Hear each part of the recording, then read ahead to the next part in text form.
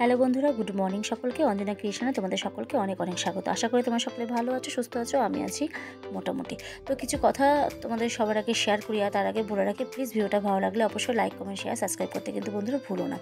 তো যেটা বলি, অনেকে আমাকে প্রশ্ন করে যে দিদিভাই তোমার ভিডিও দেখে আমরা কী শিখবো, কী জানতে পারবো। তো সবার আগে এটুকুই আমি তোমাদেরকে বলি বন্ধুরা, যে আমার ভিডিওতে আমি এটা বলারই চেষ্টা করি যে একজন ক্যান্সারের পেশেন্ট হয়ে যে লড়াইটা 2 বছর ধরে করে চলেছি আমার পরিবারের সাথে, আমার 2 সন্তানকে নিয়ে, সেটাই তোমাদের সামনে আমি তুলে ধরি। তো সকাল থেকে রাত পর্যন্ত আমার এই যে কঠিন লড়াই, আমি অসুস্থ থাকার থেকে শুরু করে এখনও পর্যন্ত, শুধুমাত্র দেখো একজন ক্যান্সার পেশেন্টকে সুস্থ তো করা তো ব্যাপারটা থাকে না, তার মাঝখানে যে তার সর্বস্ব শেষ হয়ে যাওয়াটা কিন্তু বড় একটা ব্যাপার থাকে। তো আমার জীবনটা কিন্তু তাই, আমার এই 2 বছরে ক্যান্সারে আমার জীবনের সবটাই কিন্তু শেষ। আমি আবার নতুন করে সবটা শুরু করছি। আমার কারণে আমার পরিবার কিন্তু পুরোপুরি ভেঙে গেছে বলতে পারে, মানে কি বলবো, আমার গলা কেঁপে আসে। আমার 2 সন্তানের ভবিষ্যৎ বলে কিছু নেই। আমার হাজব্যান্ড অক্লান্ত পরিশ্রম করে, আমি অনেক ভিডিওতে তোমাদেরকে বলার চেষ্টা করি। তো যাই হোক, এগুলো নয়, যারা প্রশ্ন করো যে কী দেখবে, তো এই লড়াইটাই তোমরা দেখো। আর এই লড়াইটা যে রয়েছে সম্পূর্ণটাই পজিটিভ একটা লড়াই। তার কারণটা কি জানো তো? আমি এটাই বলতে চাই যে সকল ক্যান্সার পেশেন্টের উদ্দেশ্যে যে মনের জোরটা কিন্তু রাখতে হবে।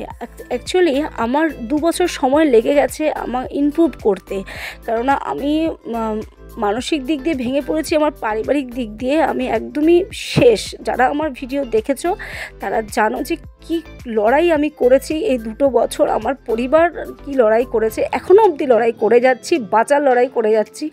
শুধু যে আমি রোগমুক্ত হতে পারছি বা পারবো সেটা নয়, বড় লড়াই আমার পরিবারকে নিয়ে এখন চলছে। আর আমার এই যে লড়াইটা 5 বছর অবধি চালিয়ে যেতে হবে, কেননা ডাক্তার 5 বছর আগে ডিক্লেয়ার করবে না যে আমি সুস্থ সবল। যেটা করে দিলে তো আমি খুব হ্যাপি হব, তোমাদেরকে সবার আগে আমি জানাবো। যেটা এখনও পর্যন্ত আমার 4 মাস অন্তর অন্তর আমাকে DDPCR-এর জন্য যেতে হয়, সেটা তোমাদের সঙ্গে আমি শেয়ার করব। আমি বললাম তো, আমি সকাল থেকে রাত পর্যন্ত আমার জীবনে যা যা হয় সবটাই তোমাদের সঙ্গে শেয়ার করি। হয়তো আমি রেগুলার ভিডিও দিই না। আর এখন দেখো, আমি এতটাই অসুস্থ হয়ে পড়ছি যে এখানে আমাকে পুরো সংসারটাকে সামলাতে হচ্ছে। আমার মা ছিল, তোমরা জানোই, মা একটু অসুস্থ, মা গেছে মামার বাড়িতে। তো মা নেই বলে একদমই পুরো আমি একা হয়ে গেছি।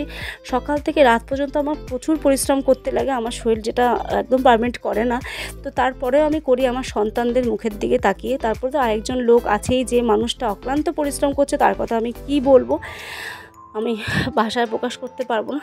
তো যাই হোক, শুধু একটাই কথা, আমার পজিটিভ জিনিসই আমি দেখানোর চেষ্টা করি আমার ভিডিওতে, যেখানে আমার 2 সন্তান কি অ্যাক্টিভিটির মধ্যে যুক্ত আছে সেগুলো তোমাদের সামনে আমি তুলে ধরি। কেননা আমার মেয়ে ড্রয়িং, নাচ সবার সঙ্গে যুক্ত। আর আমি নিজেও একজন অভিনেত্রী, একজন থিয়েটার আর্টিস্ট। তো সেই কারণে আমি যখন আজকে আমি যে সুস্থতার দিকে এগোচ্ছি এবং মনের জোর নিয়ে এগোনোর চেষ্টা করছি, হয়তো একটু সময় বেশি আমার লেগে গেছে, 2 বছর সময় লেগে গেছে।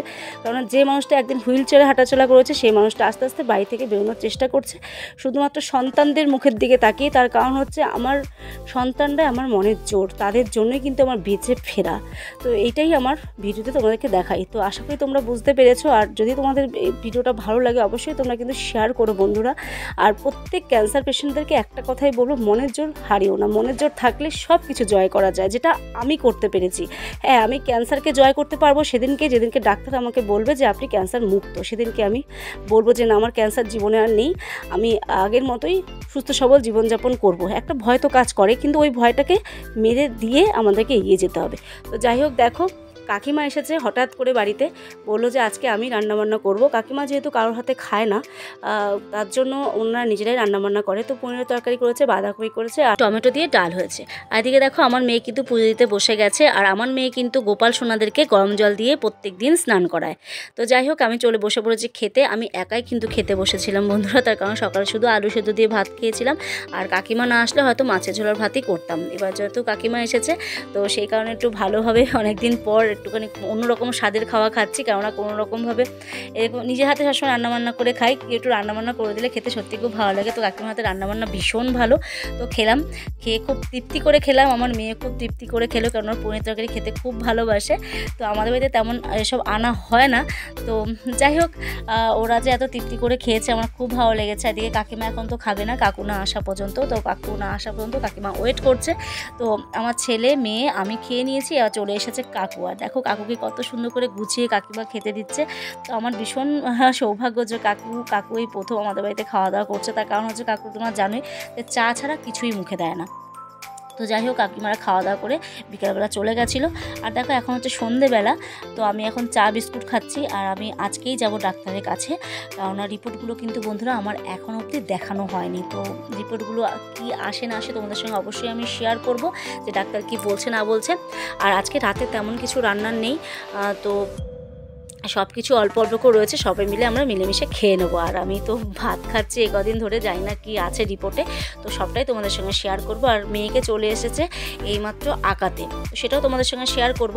আর যেটা বলছি বন্ধুরা, মনটা একটু আমার খারাপ, তার কারণ হচ্ছে ছেলের কাছে জানতে পারলাম অমল দুদিন ধরে শুকনো খাবার খেয়ে রয়েছে, টাকা পয়সা ছিল না। ও তো এক সপ্তাহ ধরে বাড়িতে আসছে না, তো এই কারণেই মনটা ভীষণ খারাপ হয়ে গেছিলো। তো বাকি কথাগুলো তোমাদেরকে বললাম না, একদিন আর কোনো দিন আমি শেয়ার করব, তো সেদিনকে তোমাদের সবটাই শেয়ার করব। তো যাই হোক অমলকে টিফিন দিয়ে আসতে যাবে ছেলে, কোথায় যাবে সেটাও তোমাদেরকে এখন আমি ক্লিয়ার করে বলতে পারবো না। এদিকে দেখো মেয়েকে চলে এসেছে আঁকাতে, আর মেয়ে যে আঁকছে সেটা তোমরা দেখে নাও। আমি কিন্তু মাঝে মধ্যে শর্টসে কিন্তু মেয়ের আঁকা দিই।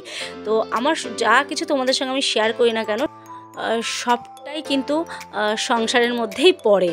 তো যাই হোক এবার আমি চাটা খেয়ে নিই, তারপরে যাব ডাক্তারের কাছে। 9টার সময় কিন্তু ডাক্তার আসবে। তো মেয়েকে নিয়ে বেরিয়ে পড়লাম, ডাক্তার দেখিয়ে ফিরছি। এবার মেয়ে বললো মা আমি কিছু জিনিসপত্র কিনবো, আমার কাগজপত্র লাগবে। তো সেগুলো তো খুব বেশি দাম হয় না, আমি বললাম চল তাহলে দোকানে চল, কী কী লাগবে তুই নিয়ে নে। তো আমি আর মেয়ে তখন ধরে রাখো 9:30 থেকে 10টা, হ্যাঁ 9:30 তো বেজেই গেছে। তো মেয়ে দোকান থেকে যা যা ওর প্রয়োজনীয় জিনিস ওর লাগবে, ও আঠা আর কাগজপত্র কিনে নিল।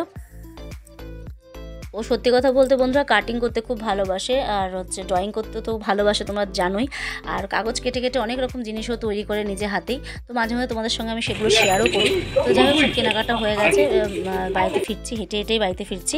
আর এই যে দেখছো পাশের মাঠটা, এই মাঠে কিন্তু রবিবার দিন আমার মেয়ের নাচের প্রোগ্রাম রয়েছে। তো এই যে ক্লাবটার নাম হচ্ছে নাটাগর ফ্রেন্ডস অ্যাসোসিয়েশন।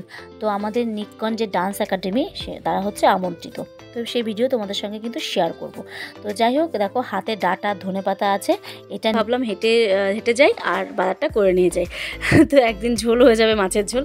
তো যাই হোক চলে এসেছি বাড়িতে এসে আমি খাওয়া দাওয়া কিন্তু করে নিয়েছি। আর ডাক্তার কি বলেছে সেটা তোমাদের সঙ্গে শেয়ার করব। আর এটা খুবই আনন্দের কথা শেয়ার করব তোমাদের সঙ্গে, যেটা আমি এত বছরে 2 বছর তোমাদের সঙ্গে শেয়ার করতে পারিনি। সেটা হচ্ছে আমার প্লেটলেট 1.5 লাখ রয়েছে, যেটা আমার 61,000 লাস্ট ছিল।